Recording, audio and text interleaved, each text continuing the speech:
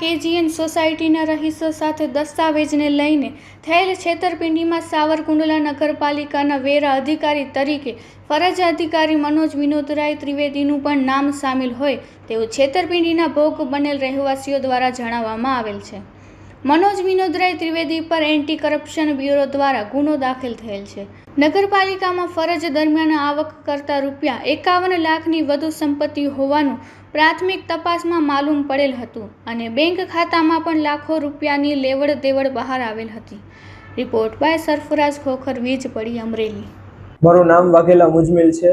હવે હાલમાં જે KGN2 રેસિડેન્સીની અંદર જે ખોટું થયેલું છે તેની અંદર એક નવો મુદ્દોનો એક ખુલાસો પડ્યો છે। એમાંના જે બિલ્ડર મનોજભાઈ ત્રિવેદી આ બિલ્ડિંગ બનાવવાની અંદર આમાં સામેલ છે। તો મનોજભાઈ ત્રિવેદી છે એની ઉપર આજથી 1999 થી આપણે લઈએ તો 1999 થી એમનો ક્રિમિનલ રેકોર્ડ જોવા મળ્યો છે। મનોજભાઈ ત્રિવેદી 1999 બાદ પ્રથમ FIR એમના ઉપર 1999 માં થઈ હતી। ત્યારબાદ 2020માં SCB દ્વારા 51 લાખ રૂપિયાની ફરિયાદ એમના વિરુદ્ધમાં નોંધાયેલી હતી। ત્યારબાદ એમના પર કેસ પણ ચાલુ થયો હતો। નીચલી અદાલતમાંથી એમને જામીન મળેલા નહોતા।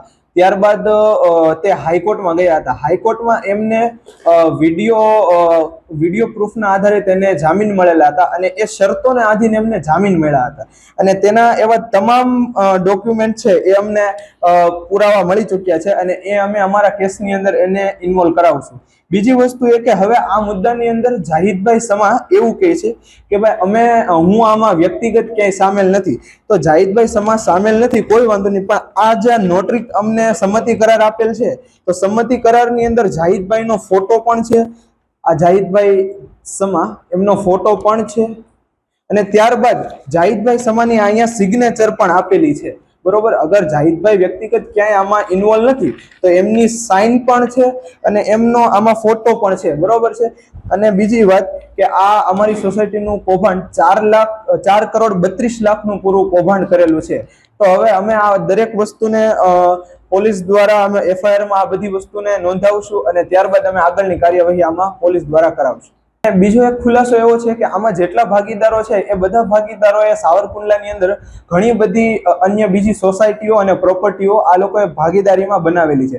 તો માહિતી મુજબ એક માહિતી એ પણ મળે છે કે જેટલા ભાગીદારો છે એ બધા ભાગીદારોએ આવી જ રીતે બોગસ ખોટા ડોક્યુમેન્ટ અને લોકોને છેતરી અને આવી ડોક્યુમેન્ટ કરાવી અને લોકોની પાસેથી પૈસા પડાવેલા છે અને ખોટી પ્રોપર્ટીની ઉપર લોન અને દસ્તાવેજો કરેલા છે। તેની તમામ માહિતી છે એ અમને ફાઇલ દ્વારા અમને મળી ચૂકી છે અને હજી હાલમાં પણ એ લોકોના વિરુદ્ધમાં જે લોકો પાસેથી એને ડોક્યુમેન્ટ ટ્રાન્સફર કરાવ્યા છે અથવા તો ડોક્યુમેન્ટ લીધેલા છે, ખોટી રીતે લોન કરાવી, એવા તમામ પુરાવા હજી અમને મળતા જાય છે। તો આવા ઘણી રીતના અનેક બીજા કૌભાંડો પણ એમના વિરુદ્ધમાં છે। અને બીજી એ વાત છે કે આ બિલ્ડરોએ જેટલા બીજા લોકો પાસે જે ખોટું કર્યું છે તો તે લોકો પણ અમારી પાસે આવેલા છે અને તેણે અમને પુરાવા અમને આપેલા છે અને એમણે પણ એવું કીધું છે કે અમે પણ આ કેસની અંદર તમારી સાથે સામેલ છીએ અને એમના તરફથી જેટલા પણ પુરાવા અમને મળેલા છે એ પુરાવા અમે અમારા કેસની અંદર રજૂ કરીશું।